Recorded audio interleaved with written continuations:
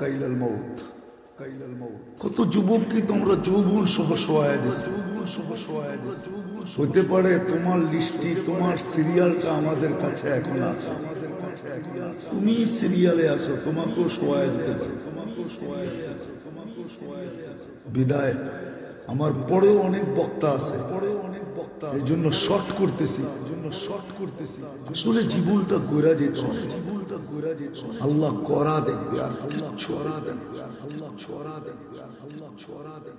ফেরাউনের কিতদাসী করছে, আজও তার কবর থেকে শুধু